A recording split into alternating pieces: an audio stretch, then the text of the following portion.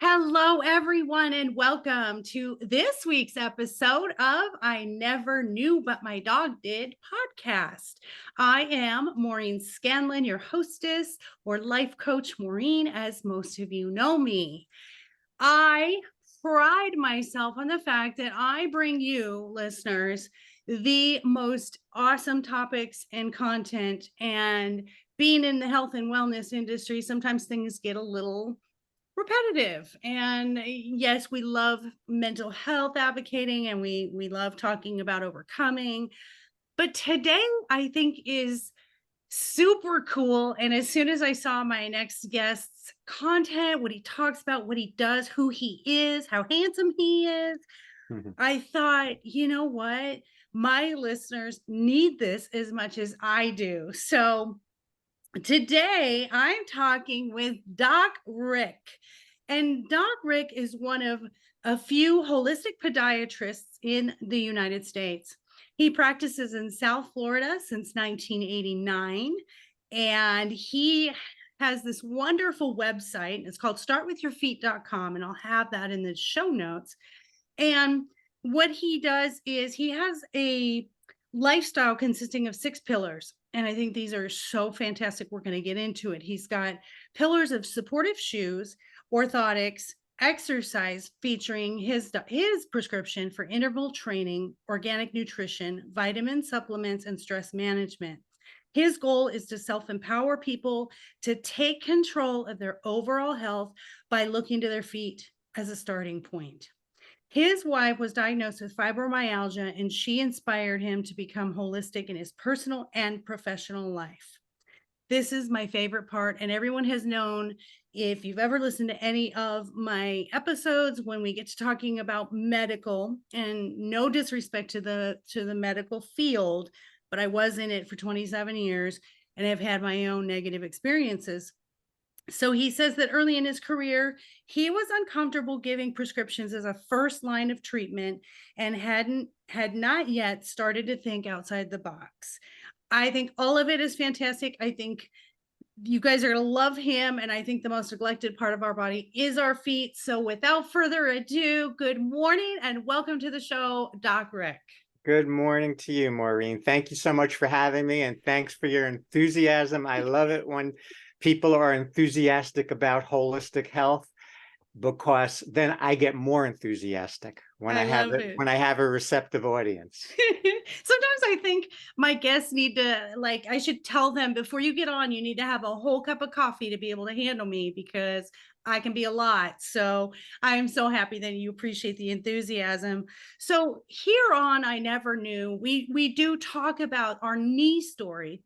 That knee story is when we realized things had to change. Something's not working. The insanity cycle, doing the same thing, expecting different results. So I want to talk about your knee story, or at least the story that was the catalyst for you doing all of these wonderful things that you're doing now in regards to podiatry and your belief in the holistic approach. Sure. So when you go to medical school, they're teaching you the conventional approach, the allopathic approach, the Western approach, and that's really all they teach. So I go out into practice in 1989 down in South Florida, and I was always not crazy about having to give prescriptions, because when you become a doctor, you take the Hippocratic Oath, which is first, do no harm. And that was always top of my mind on everything. And so here you have a patient that comes in with, let's say, an arthritis that hurts. And I'm going to suggest, this is a long time ago, Advil or Aleve or Naprosyn or something of that nature, with in the back of my head, knowing that there was a possibility of them just taking one of those pills, ending up in the hospital with a stomach ulcer or something worse. So I was and then I actually had a patient that I hadn't seen her for a while. I said, "How you doing?" She said, "Oh, I was in the hospital. I had a stomach bleed." And luckily I wasn't the one that gave her the prescription, but it could have happened to me also. It's a side effect, but she ended up taking a non-steroidal anti-inflammatory. She ended up with a stomach ulcer and then anemia. She ended up in the hospital. Luckily, they caught it and she survived it. She came, but there are further things taken a step further that can happen from taking those over-the-counter and prescription anti-inflammatories, such as you can take, if you take it for a long time, you can cause gluten sensitivity, you can cause kidney damage, you could raise your blood pressure, and there's also, people don't realize that there's a small chance of stroke and heart attack from taking an anti-inflammatory. People don't realize that. So all of that time in the back of my head, I was always wary and not really crazy about even suggesting these lines of treatment. It just so happened that I met my wife about 12 years into private practice in Florida. And at that point, that was the game changer for me for turning over the whole way that I think. So she was diagnosed by a very astute rheumatologist with fibromyalgia about 6 months after she had given birth to her son, who's my stepson. And at the time, there wasn't even an official CPT diagnosis of fibromyalgia. And they used to say, oh, it's all in your head, or it's depression, or you're making it up, or whatever it was. This guy was able to, because there's no blood test for fibromyalgia.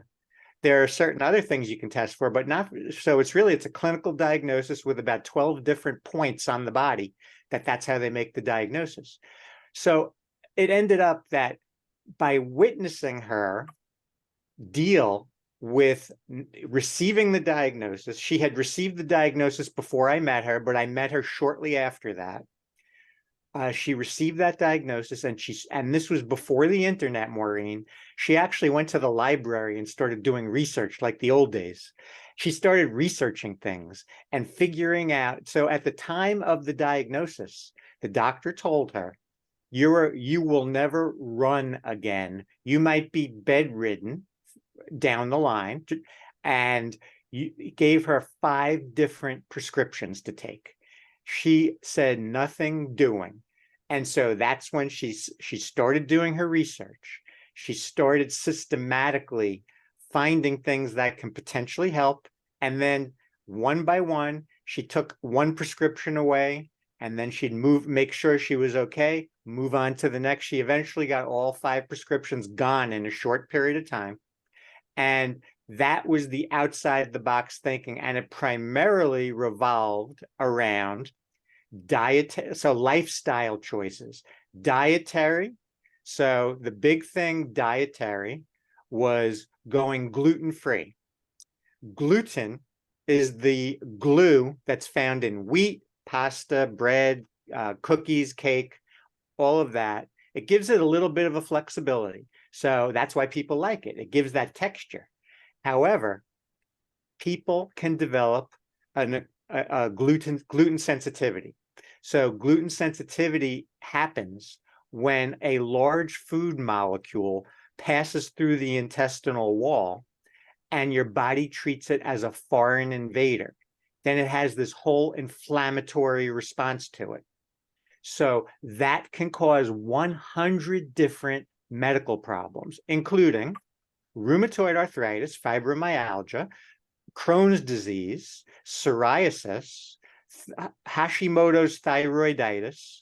All of these things can be traced potentially to gluten sensitivity. There's no blood test for it. The extreme form of gluten sensitivity is called celiac disease. That is, you can blood test for that one, but that's a very small percentage. The vast majority of people are gluten sensitive. So if you have any of the 100 diagnoses that can be caused by gluten, the first thing that you need to do is you need to go off gluten. And it's you have to look at labels. You have to look for anything that has wheat in it is going to have gluten. So so basically what you have to do is you have to do a very strict gluten elimination for 6 weeks without cheating.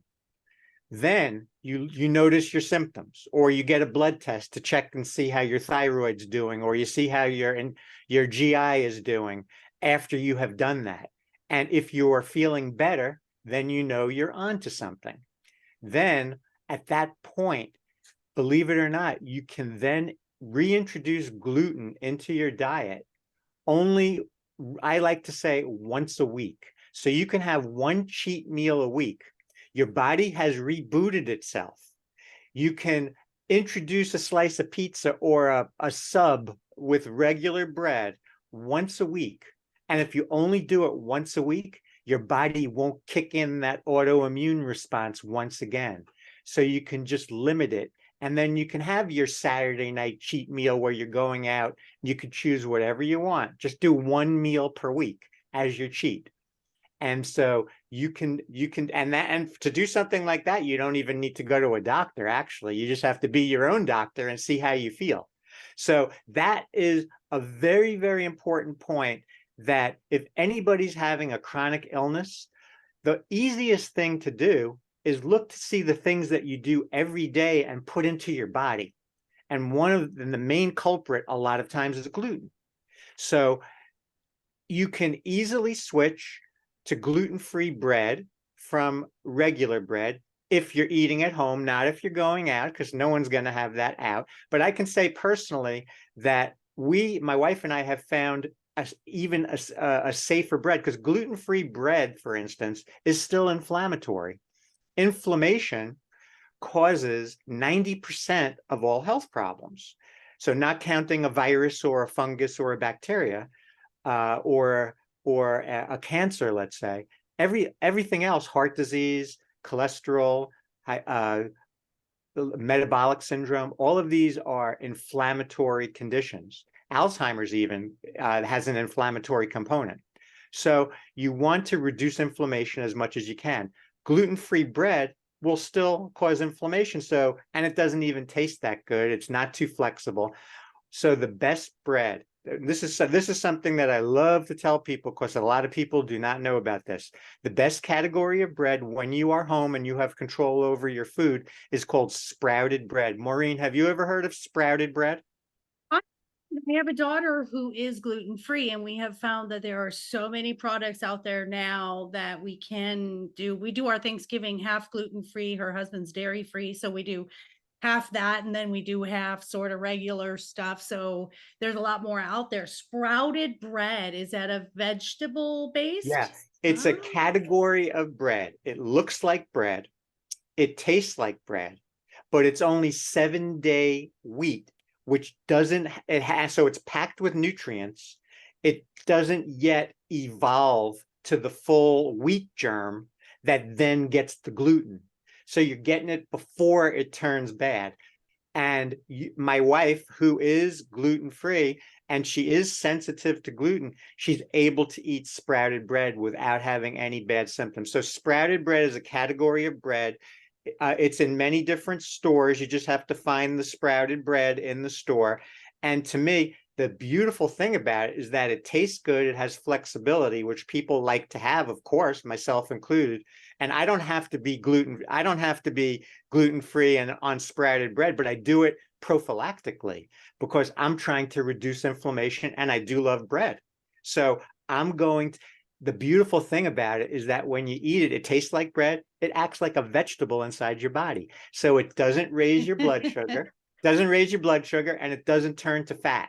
So those are two wow. big things. So you're not going to get overweight from it. You're not going to raise your blood sugar and possibly get pre-diabetic or diabetic from it. So it's a beautiful thing. So it's Yeah. the best of both worlds. As far as, let's say, pasta goes, instead of a gluten-free pasta, we go with a bean-based pasta from garbanzo beans. So with that, it has the flexibility and it tastes better than gluten-free. But a lot of people, they try the gluten-free, they go, oh, I don't like this. And then they go back to the gluten, and then they never get over their symptoms, because Mhm. you can potentially, if gluten is the cause of the problem, you can heal yourself just by going on a gluten elimination diet and then just bringing it back once a week without any meds. So Wow. that's just, you have so much control over that. And obviously you're going to benefit from eating at home versus going out, because going out, you don't know what they're putting in the food or what kind of ingredients they're using. So, and then I'll throw in dairy free also. My wife added dairy free to the regimen that she does because she found that over time in the past, she was getting quite a lot of sinus infections all of the time, turning into bronchitis, requiring antibiotics. And antibiotics kill when you take an antibiotic, it knocks out your healthy probiotics in your gut. Besides killing the bad bacteria, it also works on the good. And you need that good. The good is a very, very important thing. The probiotic in your body, they're going to digest your food for you to small pieces so that you don't get those autoimmune reactions. They're going to improve your immune system also. So it's going to help you fight diseases. And it's anti-inflammatory. People don't realize that. So that is one that I lean on heavily. I try to get every single one of my patients on a 50 billion probiotic capsule every day. 50 B as in boy, billion. Everybody I want on that every day, once per day. Then, if you're having a problem, you up the dose for a short period of time, treat the problem, hopefully, and then lower the dose. I lean on probiotics as a first line of treatment. People don't, when I tell this to patients, they're saying, you got to be kidding me. They come in with a heel pain. They're on a prescription blood thinner. So with a lot of the natural anti-inflammatories that I use actually do thin the blood also as a side effect. Yeah. So I don't want to take a chance of making the blood too thin. So I'm going to go to a probiotic, the 50 billion, and I'm going to increase the dose at a very high dose for a few days. Usually about 3 days is all it takes. And I can knock the problem out. Wow. And so that is something that people do not realize. There are so many different things you can use that are much safer than Advil and Aleve. And one of them is a probiotic. But I personally, if the patient is not on a prescription blood thinner, I'm going to go with something that I feel works even better and faster, which is other natural anti-inflammatory. I use one that has garlic and celery in it. It's a combination of a few different things. It's called ReumaArt. REUMA-ART. It's an amazing synergistic supplement that takes 4 different things: garlic, celery, stinging nettle, and horsetail, and it combines them, and they work better synergistically than separately. And I had a patient that came in 10 years. She had both heels hurting. She had surgery on both. It was still hurting. I gave her the ReumaArt at a very high dose for a couple of days. After 10 years, it was gone in 3 days. Oh, that makes me so happy when I hear that. And I agree with you. So we're tackling diet. I do definitely agree. I think an elimination diet anyway, because we need to find out what is it that our body's reacting to. I recently stopped eating red meat and had no idea I was having all these stomach issues. And I thought, oh gosh, what is causing this? And finally, the last time I ate red meat, which I don't eat very often anymore, I do a lot of just chicken and pork. And I realized, I was like, I can't eat this red meat anymore. And so eliminating stuff and then putting it back in, like you said, just paying attention to your body and how it reacts to stuff is absolutely key. I am so in with what you said about the ReumaArt and the 50 billion. And I take a lot of supplements. I'm into magnesium. I do CBD capsules, which cured my endometriosis, believe it or not, folks. Everybody knows that story. Let's see, what else do I take? We just do, of course, CoQ10 and all those things. So I'm really into the supplements. So I'm going to add those 2 into it. Also, back to the pasta, I found, because my husband was on a completely carb-free diet, and at Sprouts, they have a noodle that is a vegetable-based noodle, and you won't even know the difference. I made him spaghetti, and he absolutely loved it, to the point where we couldn't even go back to the normal noodles because they were just too heavy and they'd sit there. So he liked them better. So it's out there. Sprouts and what are some of the other health food stores? You can actually do your grocery shopping there if you're gluten free, because it's so gluten free friendly. So Mhm. many healthy products. My only thing, and you know this as well because you and your wife do this, my only objection is how expensive they are with these with the healthier options. Yeah, And it yeah, seems so strange that, because it does take more effort to obviously process these differently and to find these different types of products. But right. What I like to say about that is I'd rather pay more now for the product than yes, pay down the line where you're going to pay with your health, getting yes, some sort of disease, yeah, and possibly some big ridiculous bill from the hospital from being in the hospital related to the disease. So yeah, it's just a question of I'd rather do that. I'd rather just pay the money up front and just try to be prophylactic about it. Just getting back to the red meat for a second, I just yeah, want to make a comment about that. So the red meat, obviously, it's gonna cause a lot. It can cause heart disease, as everybody knows. It increases your chances for colon cancer, but by going to I'm vegetarian for 7 years. By eliminating uh, the animal proteins, you can actually not just stop heart disease, but believe it or not, you can reverse heart disease. So your body can actually repair itself and improve itself. And so if somebody can't do it full time, at least try to do it as much as you can. Take a couple of days where you're not having any animal protein, and you can reverse heart disease, which is incredible. There's no prescription that can do that. And then yeah. here's another one that just blew my mind that I just saw a week ago, a study talking about red meat increasing your chances for diabetes. It was the first time I saw that. And Wow. they were talking about all these, maybe having something to do, they weren't sure, maybe the chemicals that were part of the meat, or in my mind, more likely the food that the cow was eating was then contaminated with something that was then going to lead, when you ingest it, to the diabetes. Obviously, if they're eating wheat versus Mm, grass fed. So if someone wants to eat beef, you want to eat grass fed, because if they're mm, eating corn or wheat, it's inflammatory with the wheat, so you're going to get that inflammation. And with the corn, it's if it's not organic corn, which it's not going to be in that setting, you're going to have GMO, and genetically modified organisms are carcinogenic. So wow. you want to do that as little as possible. Wonderful information. And I'm here in the Austin area, and Baylor Scott and White is really the primary medical group here in Austin.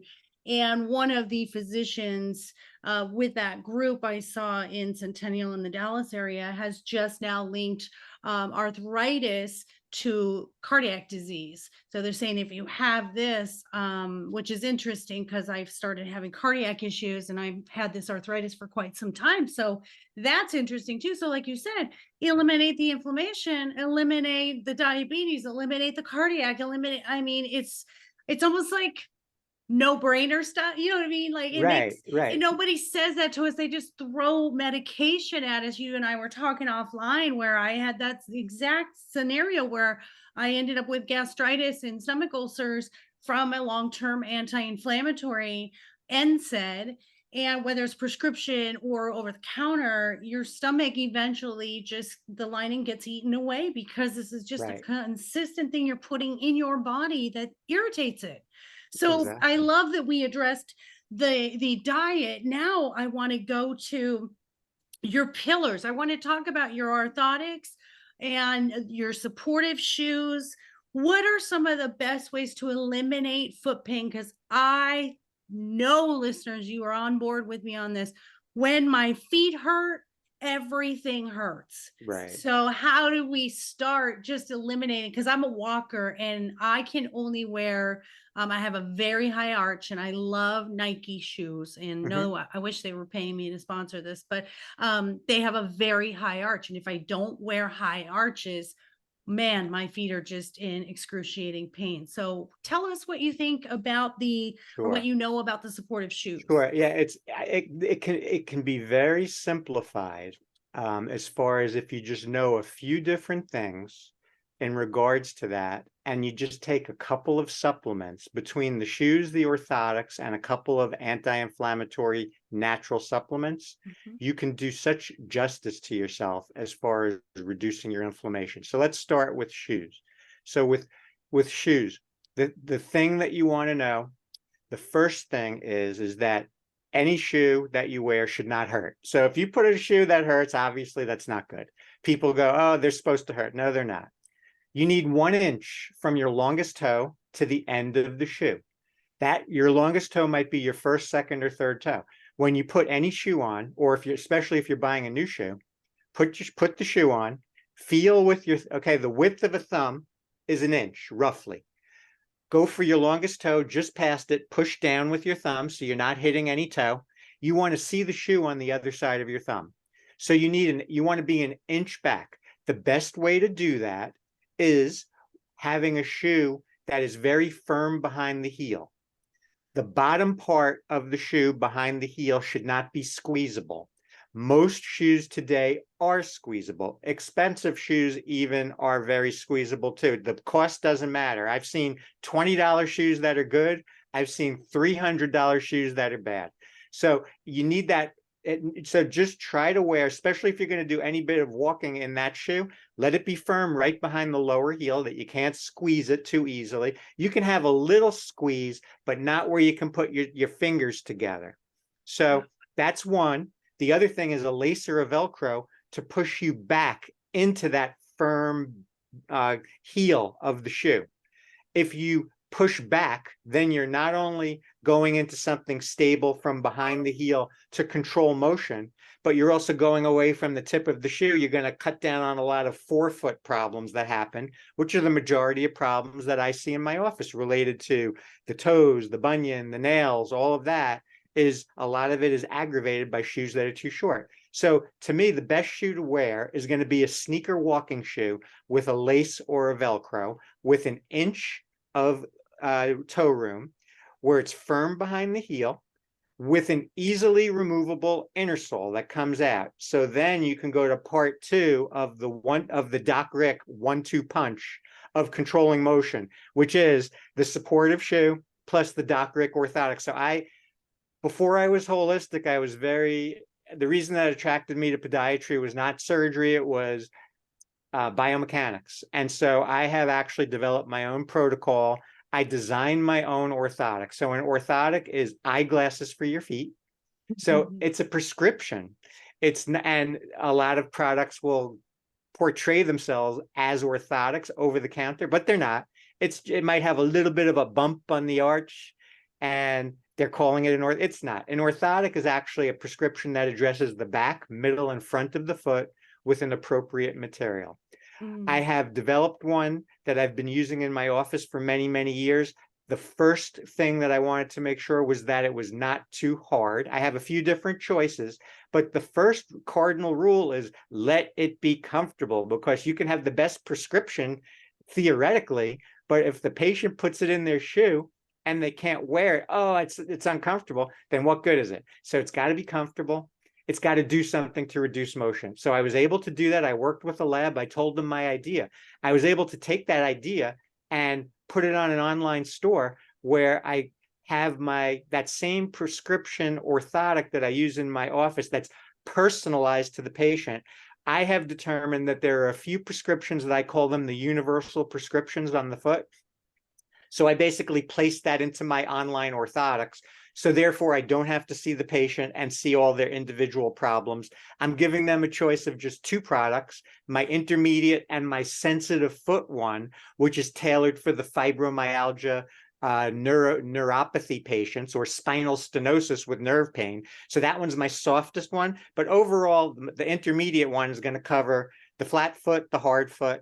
My firmer one, which I only do in my office, I'm not even offering online, because that one you'll tend to have more problems with the patient saying, oh, it's too hard. So I don't even offer that one online, but I'm able to offer this.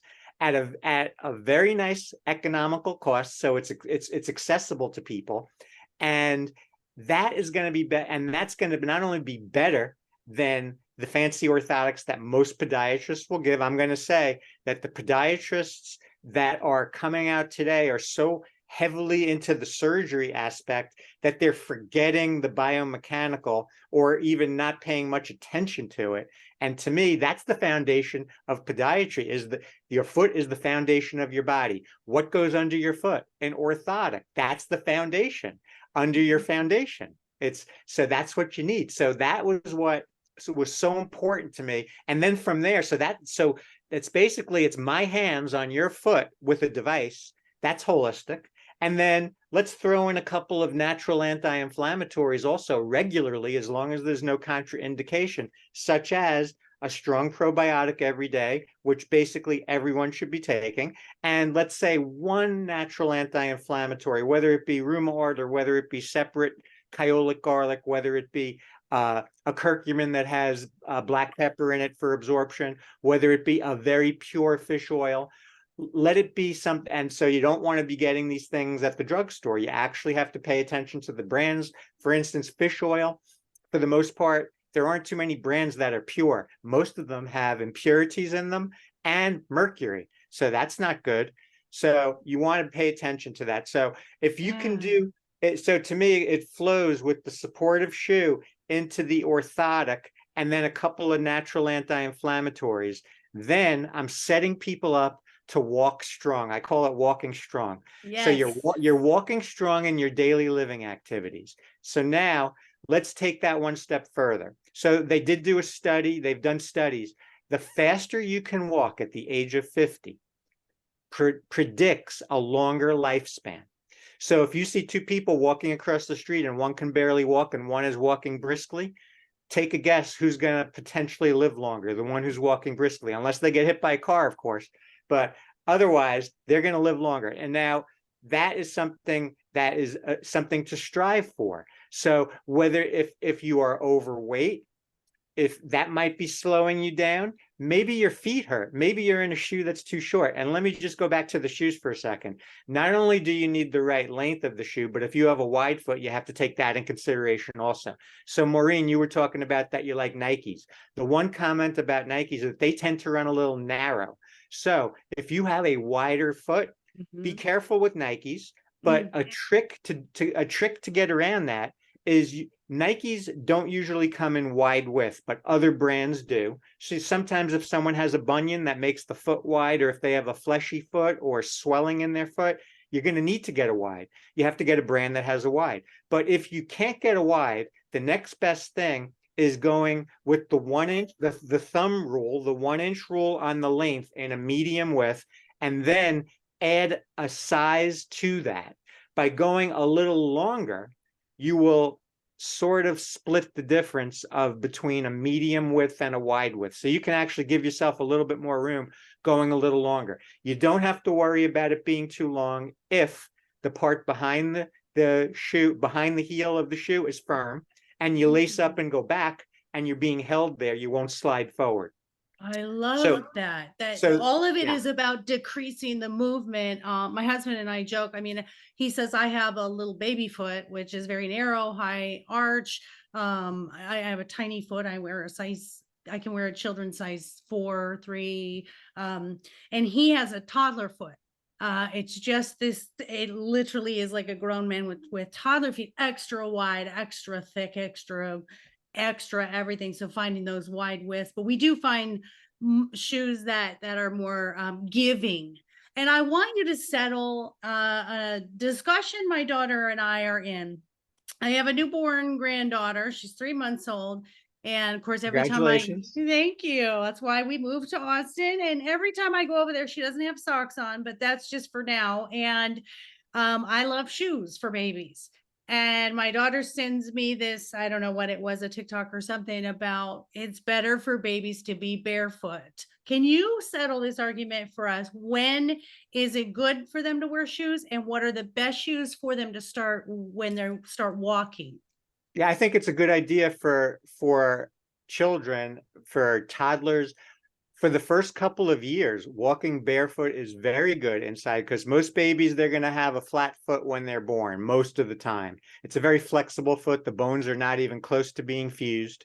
And you want to have the barefoot only indoors, obviously, because outdoors you're stepping on things and you can get foreign bodies and you can pick up warts. But inside, if it's clean, let them walk barefoot because that's going to help their neurologic. Their proprioception is going to be improved when they walk barefoot. Their intrinsic foot muscles will be improved by doing that. But then there'll come a time, obviously, if when they go outside, you want to use the same principles as what I just said. Make sure the shoe has the right length, because then you have to really pay attention to a child because their feet are growing fast.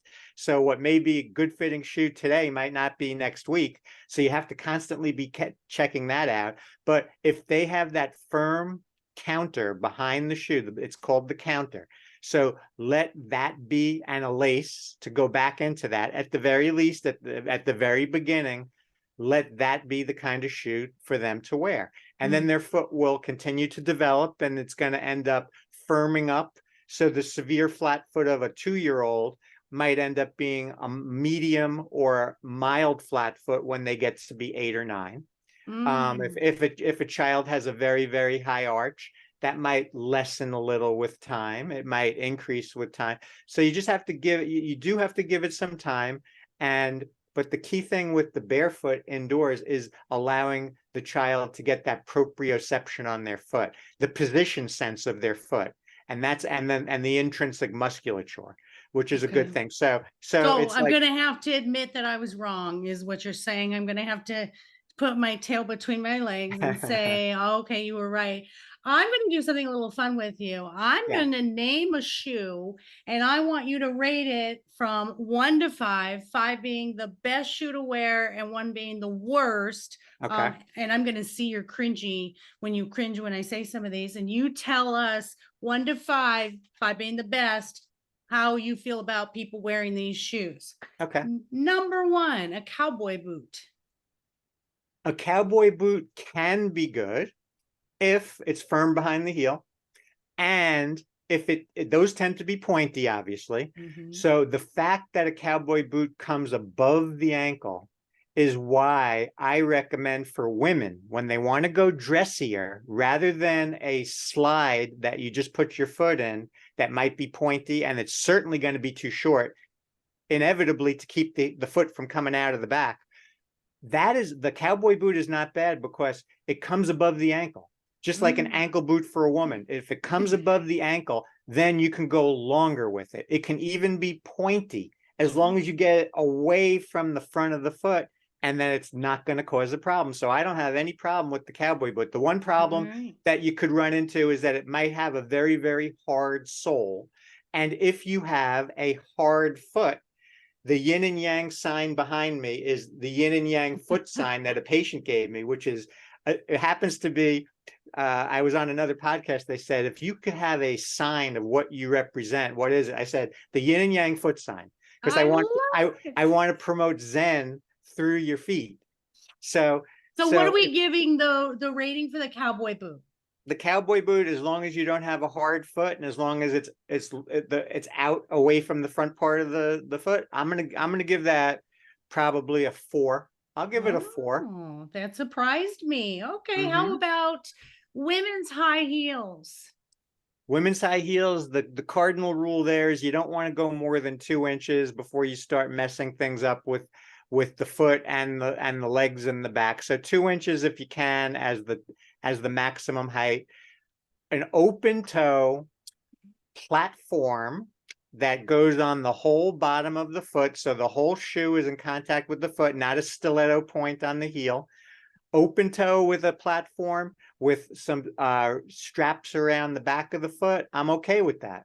The thing you want to know about that is you want to put an over-the-counter metatarsal pad in the arch of that shoe, because that shoe is going to throw a lot of weight on the ball of the foot. So just that little thing can be put in there. Or what my wife and my hairdresser do, not necessarily with high heels, but with a sandal, they take 2-sided Velcro, put it in the heel of the shoe, put it on the bottom heel of the orthotic. They can stick their orthotic in a sandal. You could do the same even with a potential high heel kind of shoe. So I'm going to say platform, open toe, and that's okay. Not more than 2 inches. Otherwise, probably one of the worst shoes you can have. It just because it stuffs your feet. Your foot's going to slide forward. It's going to put too much of pressure on the front part of your foot. Oh, I love that. I love that. All right, you ladies who love your heels bigger than 2 inches, you know, you end up doing the walk of shame, carrying those heels at the end of the night after dancing. And the reason is what Doc Rick just told us is you're leaning forward on that ball of your foot, squishing those toes. You don't have the support that you need.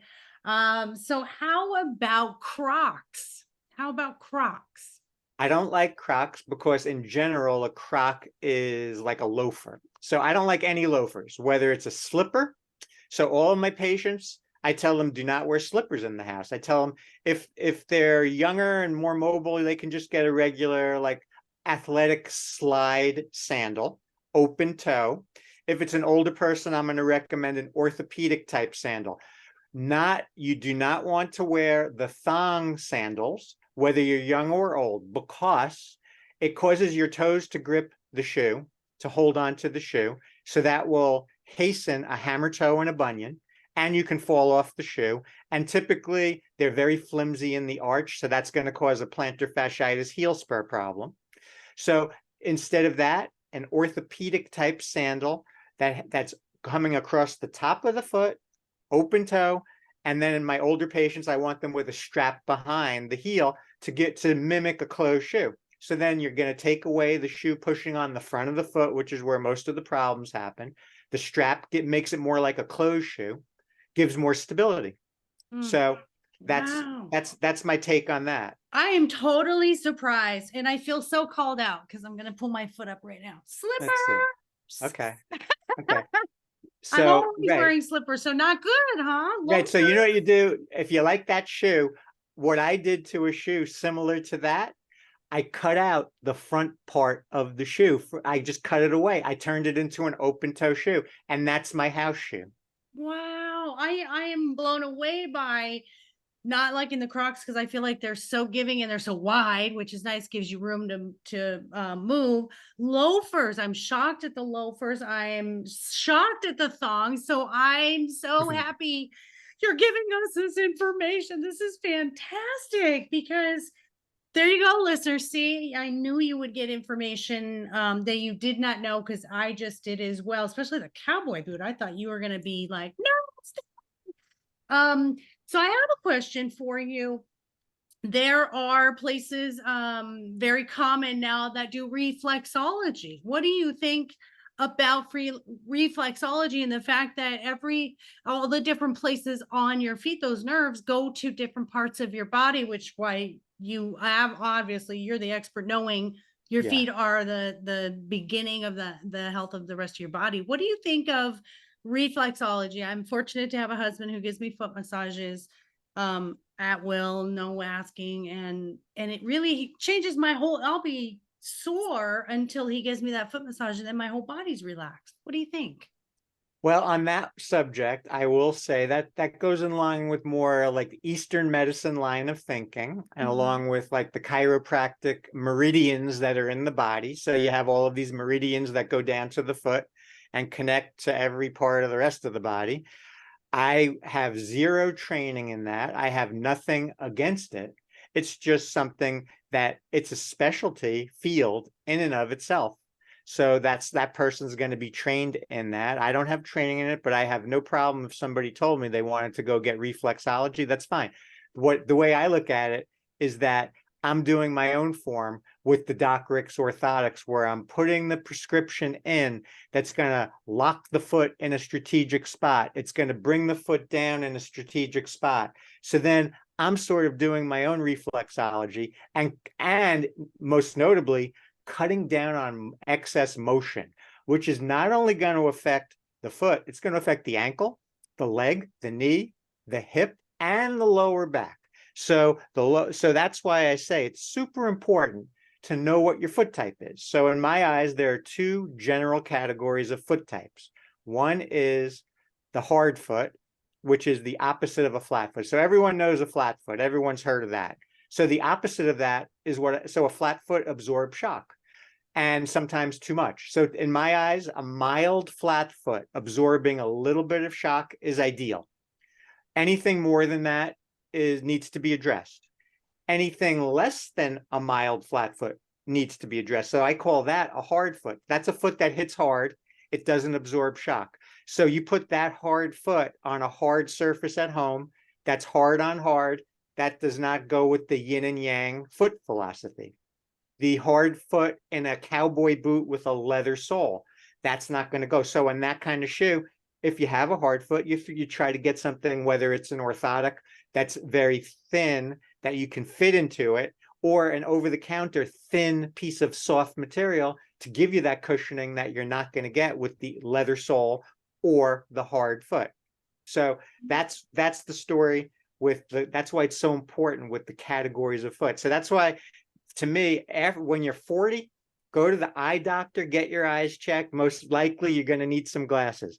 But I say, go to the podiatrist at 42, because the stuff you could get away with before 40, maybe you can self-treat. Once you hit 40, then these things that were brewing in the background for 10 years, they can start to surface. And if you don't address them then, you're going to get full-blown problems down the line. So take care of yourself with something without even spending a lot of money.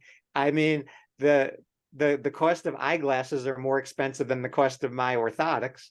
So it's not, it's just something to me that, and I did this intentionally. I tried to keep the price as low as I could because I want to get them in the hands of as many people as possible. Yeah. I And don't want insurance covers a lot of this stuff. So I mean, in the not fact, mine though, not mine, because oh, I do it without taking a cast, and I did that intentionally because the insurance companies get their hands in everything I do, and I said I need to come up with something that they can't get their hands on. So I designed this orthotic, and the fact that I don't take a cast allows me to say to the patient, no, I'm sorry, you can't send this in to the insurance because it's not covered because I'm not taking a cast. So that was my way to try to as a pushback against the insurance companies in a way. I feel yeah. That's why I'm a life coach, not a therapist, because I don't want them regulating what I can say and do for my patients, for my clients. I want to get into, before we run out of time, I hope that you want my signature cause I want to bring up. Absolutely. Let's go. It's called interval training. So I want everybody to know about this technique. Yes. Okay, so most people know it as high intensity interval training. Personal fitness coaches and trainers and big athletes, professional athletes, they know that term. I have recently renamed it interval training instead of high intensity interval training. Why? Because if somebody is overweight and they're 50 and they're on 6 different meds and they can barely walk, and if I'm talking to them, this is what I want you to do. I want you to do high intensity interval training. They're not going to get past the first 2 words. They're going to hear high intensity and they're going to say, I'm out of here. I'm not doing it. Right. So I wanted to soften it. I want to make it available for everybody, and I can make it available for everybody. So this is what happened. A colleague of mine who's very health conscious, when I was about 13 years ago, we were at a podiatry meeting, and he said, Rick, you got to check out this technique, high intensity interval training. And this doctor gives the prescription for it. And I said, that sounds really good. I'm going to try it. The thing that, so over time, I have personalized that prescription, but there's physiologic studies that back this. And so the beautiful thing about it is that it only takes 12 minutes to do, versus somebody going to their conventional primary care physician and them saying, you need to start exercising and you got to go 30, 40, or 60 minutes, 5 days a week. And that person's going to, maybe they'll do it the first week, and then after that, done. So by tweaking this prescription in such a way, I believe that I have made it very realistic, and people can even tweak it even further. So I'm going to give you what I have come up with for interval training. So the first thing is that you can do it anywhere. You can do it out on the street. You can do it in your house. You can do it in the swimming pool. You can do it on an exercise, a treadmill, or an elliptical machine. You can do it anywhere. So the prescription that I go by is, and I'll tell you what I personally do. I go out into my street and I sprint for 20 seconds. So I can do that because I've been doing it for a while. I'm able to do it. If you can't sprint, you can just walk fast for 20 seconds. If you can't walk, and I have a lot of patients that come to me with wheelchairs and I still want them to do this, I tell them to buy a $30 foot pedal at the medical supply or online and sit in a regular chair. And then you don't even have to get the whole exercise bike. And then you have your foot pedal. Most people, if they have use of their legs, even if they're in a wheelchair, they can do this. And you can do the same technique. So 20 seconds as fast as you can go, but not the fastest you can go. And then a minute of recovery. So slow down, catch your breath. Okay, so do that 6 times at 20 seconds. If you can't handle 20 seconds, then do it for 15 seconds 6 times. Then, so going back to the 20 seconds as the starting point, then the final 3 after you've done 6 20 seconds and then a rest for a minute, the final 3 are 15 seconds, but you do them faster. So if you did a fast walk for 20 seconds, do a faster walk for 15.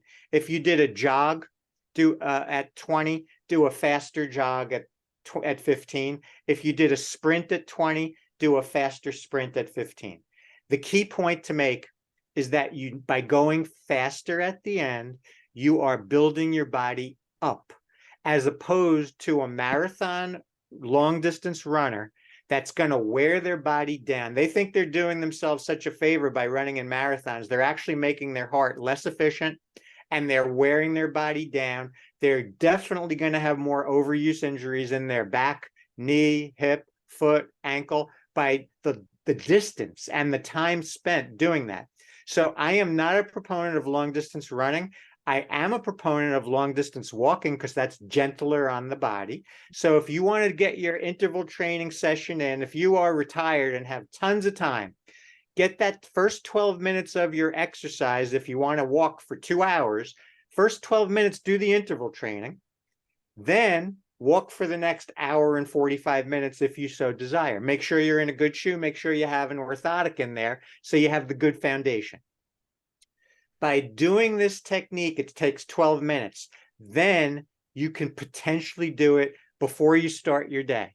You don't have to wait to the end of the day when you're tired, you're hungry, you have to go to the store, you got to pick the kids up from school, whatever. You can get it in the morning. I like to do it. Everyone's sleeping in my neighborhood and I'm sprinting on my street, but it energizes you and it gives a sense of calmness and zen also. It's the yin and the yang. You're getting energized, you're getting calm also from the endorphin release. You're getting the same endorphin release as if you did a long distance run. You're getting the endorphins released. So the benefit, so by you on a rainy day, I take that same technique. I don't go outside. I do jumping jacks inside, the same prescription. What does this do for you? When you can do so, and the key point here is you need a total of 2 minutes of the fast, however many intervals it takes. So if you can only do a 10-second fast, so you might have to do 10 of the 10 seconds and then 3 of the 5 seconds at the end. But make sure you total 2 minutes of the fast. But if you do 20 seconds and 15, 6 and 3 intervals of each, then you're totaling over 2 minutes. Your whole workout's about 10 to 12 minutes. Done. Take your shower. Go off to school, go to your job, whatever it is. The benefits of this technique are unbelievable. So the first thing is that you are going to increase your lung capacity, which is also a predictor of longevity. The longer you can hold your breath, the longer you will live. The second thing is, instead of a long distance run that wears your body down and makes your heart less efficient, you're actually strengthening your heart. So that's a great thing to start. You're improving oxygenation all over your body by the change of speeds. And if you can have a greater change of speed between your fast and your slow, you'll have more burst of oxygen. Oxygenation all over the body is a holistic principle to treat inflammation. So if you're getting people, there are functional medicine doctors that inject ozone in the body, which is O3 instead of O2, has that extra oxygen. They put it in a spot instead of cortisone, they're injecting ozone. It goes to the spot and reduces inflammation safely.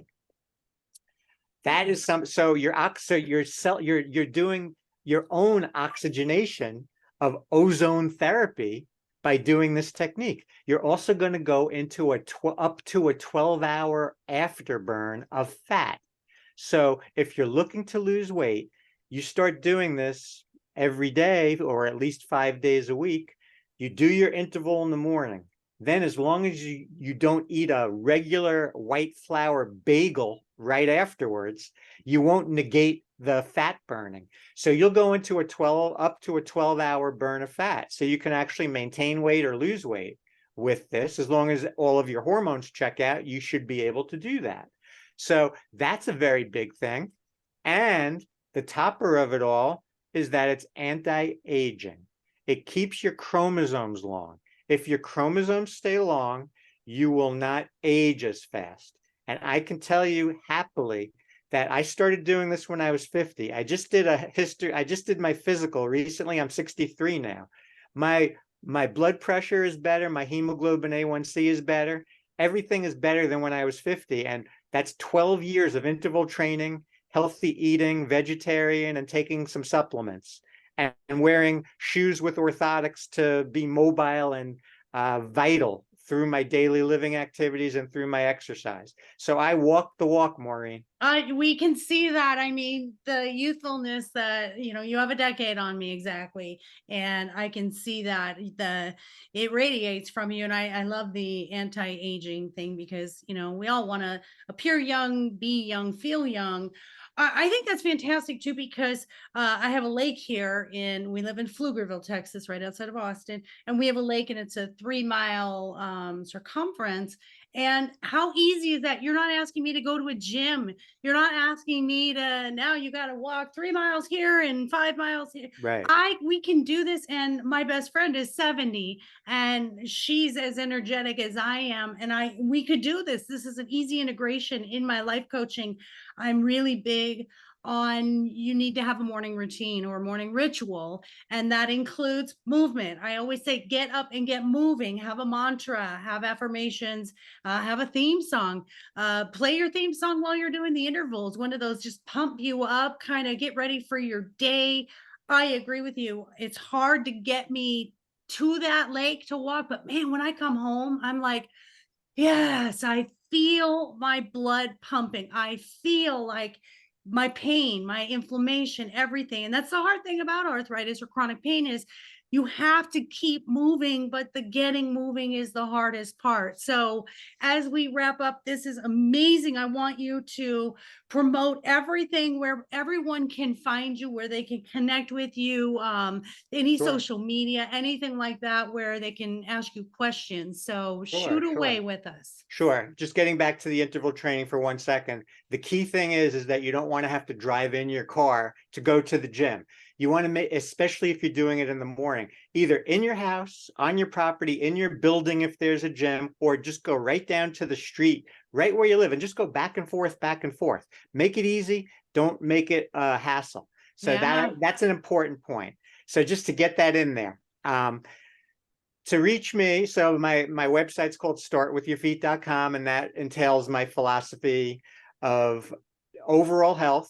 And if somebody wants to get in touch with me, it's very easy. DocRick@startwithyourfeet.com. As far as teleconsultations go, there are rules with podiatry that if the person is out of state, I'm not allowed to consult with them.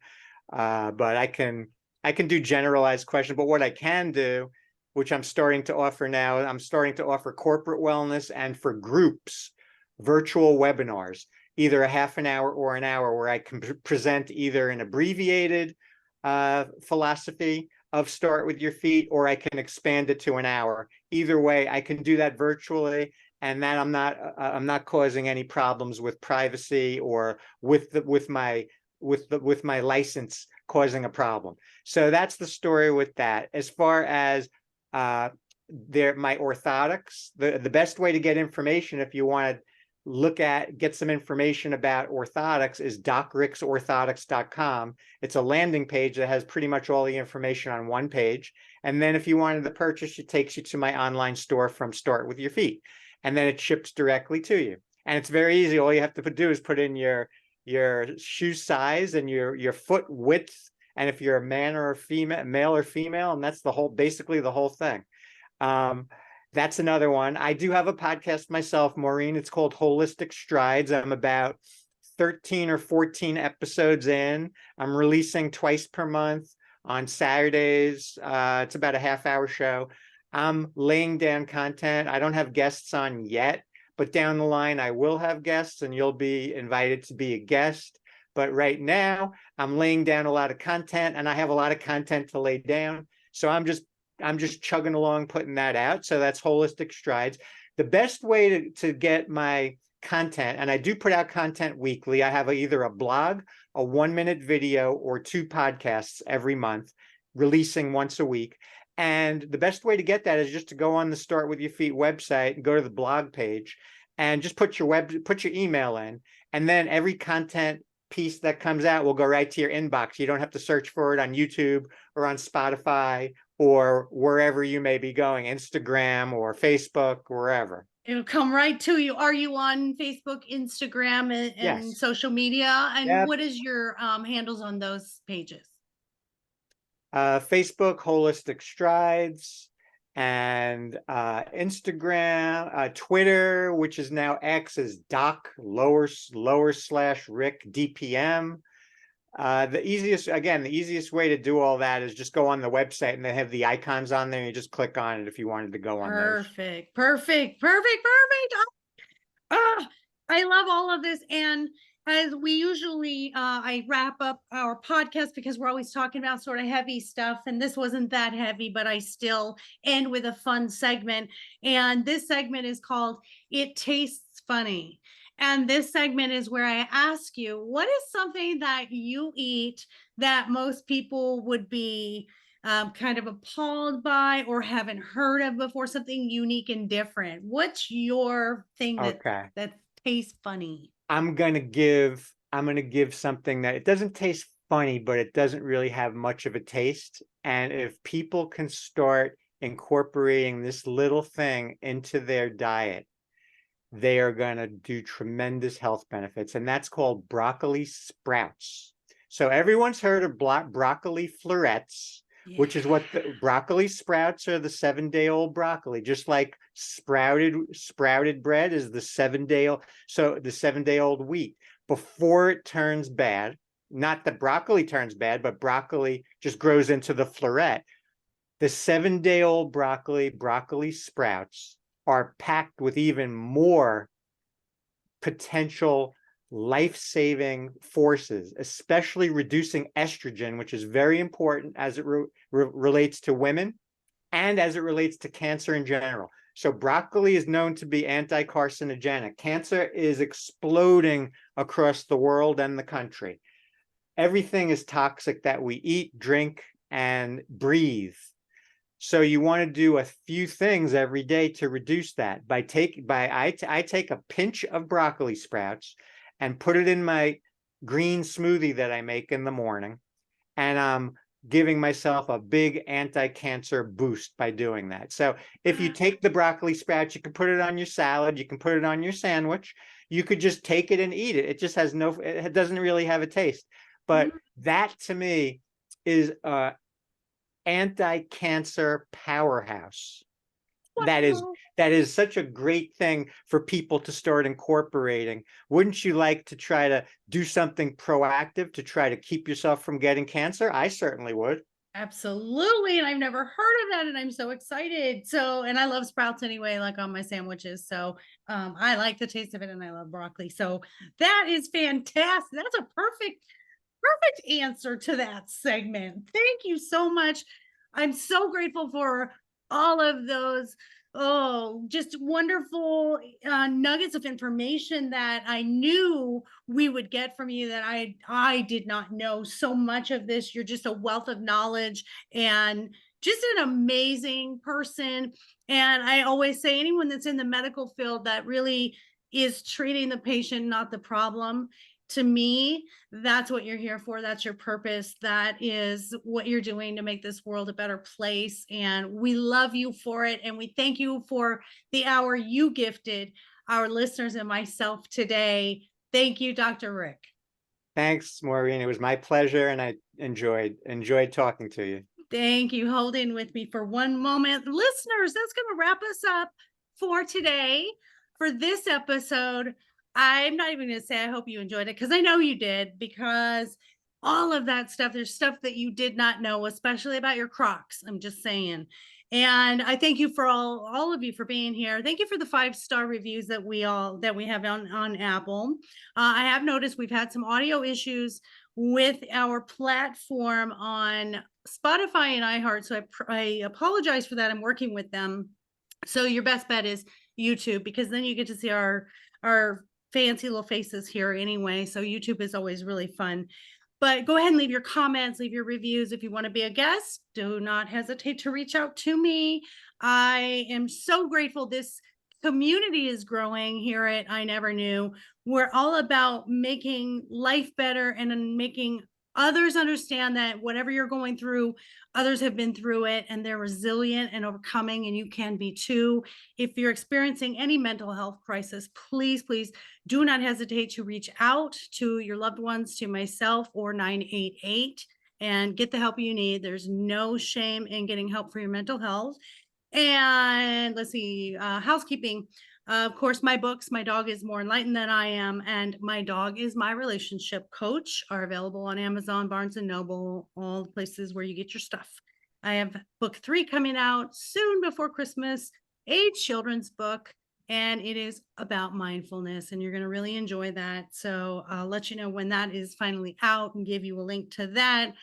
Last but not least, our boutique for our puppies. We will be in Round Rock at a huge pumpkin fest this week, selling all of our fantastic products from our boutique, our healthy treats. It's all holistic treats for our puppies, paw bombs that are homeopathic, lickable, safe, shampoo bars that are also organic. They fight allergies, keep ticks and fleas away. So we've got a lot of really fun stuff, plus safety stuff for your dog, safety seat belts, paw washers, all kinds of fun things. That is online as well. mydogiseverything.net. So go on there and order some stuff. Holidays coming up. Order it for all the pet lovers in your life. Once again, I love you all. So take care of yourself, take care of each other. Most of all, please take care of those furry babies and be sure to adopt. Don't shop. Until next week, love you all, and mwah.